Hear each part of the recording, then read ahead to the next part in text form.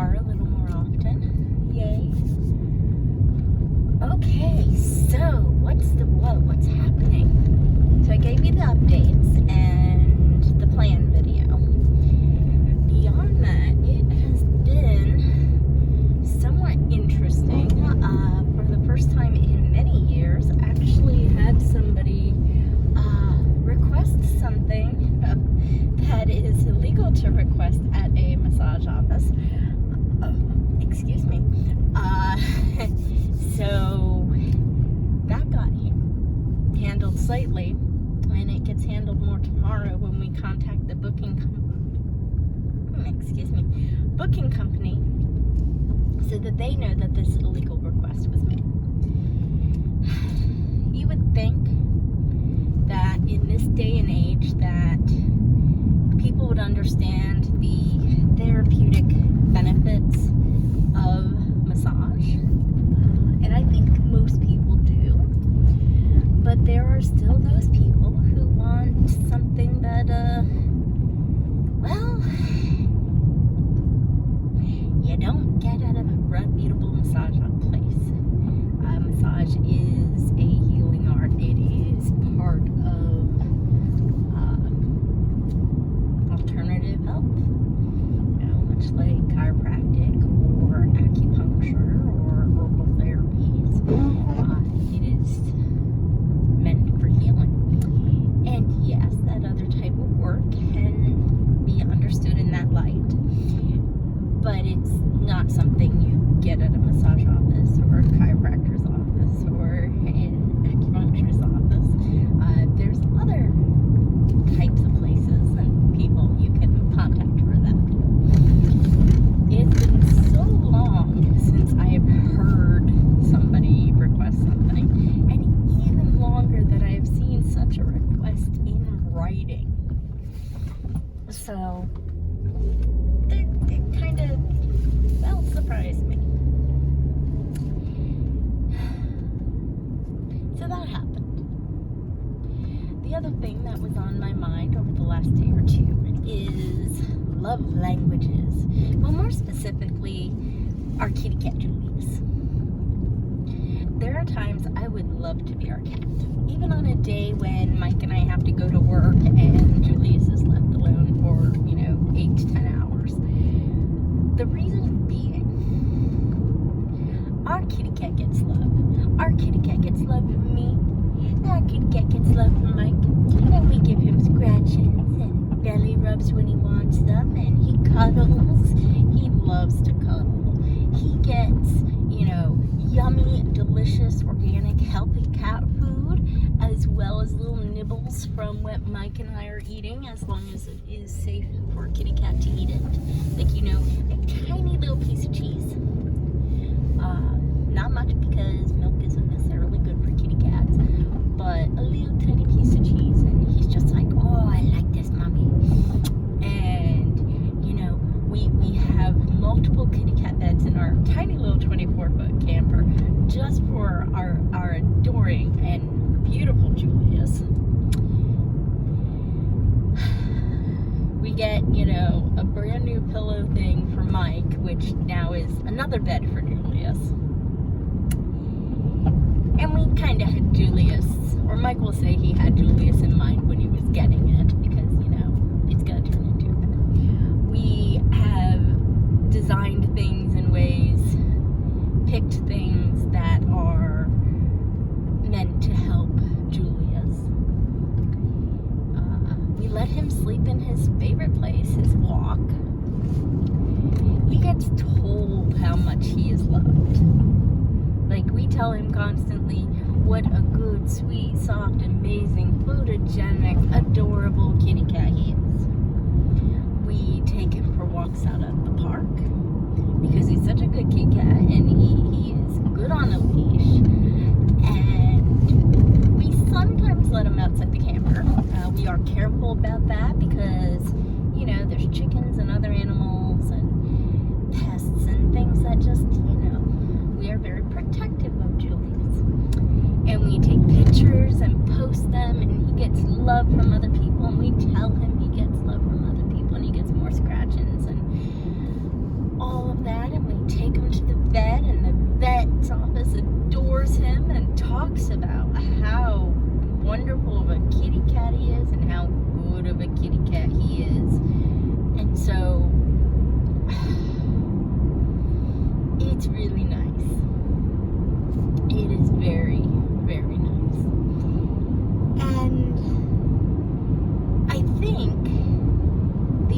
day. It just was a long day. And all I wanted to do, it's been that way for the last few days actually. All I wanted to do was curl up. And I was thinking, oh, to curl up like Julius, to be pet and cuddled and have my back scratched and be told how wonderful and amazing and sweet I was, and be able to feel like I've made a mistake and it wasn't really a mistake, because even if somebody else's voice got raised briefly, they then turned around and told me how wonderful I was, because that's what we do with Julius. We get angry for a second because, dude, Cat, you're not supposed to do whatever it is you just did. But, dude, Cat, we love you, and you're adorable, and we know you probably didn't mean to do whatever it is that you did. I mean, I know people who have dogs they treat that way, and cats that treat that way. But do we treat each other that way? I mean, our cat essentially gets all 4 love languages. And it's awesome. I think it's awesome. And I wonder how much they say that we have 1 or 2 main love languages, but the fact is we need all 4 of them. The one that we receive the most, we should get the most, but it's still important to have all of them. And so my question today would be, do you treat your loved ones, whether that is your family, your spouse, your kids, your friends, like those who have been there thick and thin, do you treat your friends, your family, your significant others the way you would treat your prized kitty cat or puppy dog or something? Even the way we talk to a baby when that baby is less than a year old, and you know that baby didn't mean to do whatever it did, and you love it, and you share the pictures, and you do everything for it. Do we do that for each other? Is there more we could do for one another to express our love, our care, our compassion? Because, man, I would love to hear what my kitty cat hears just for, like I said, those 2 times of the day. And to have the whole day where everyone, in thinking of our kitty cat Julius, his mom and dad, Mike and I, the people online, and we tell him when people say things about him online, the vet tech, the receptionist at the vet office, the person at the park, a day where you hear from pretty much every person you encounter that you are awesome. And it's not about growing an ego or to the point where the ego is negative, because we have both a negative and a positive ego. There's pride, and then there's being prideful. There's having that strength of an ego and being egotistical. So those are different things. They're points on a scale. And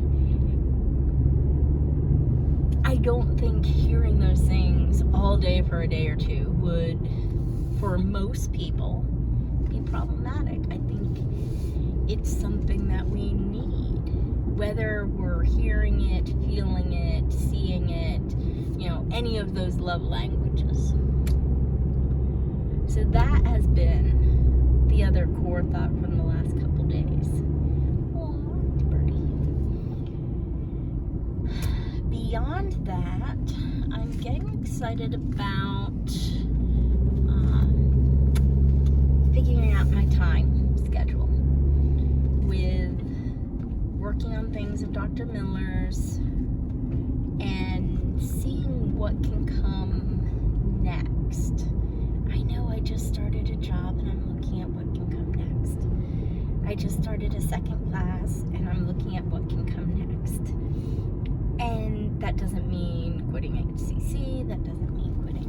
massage office. It doesn't mean anything like that. It doesn't mean stopping to work on Dr. Miller's.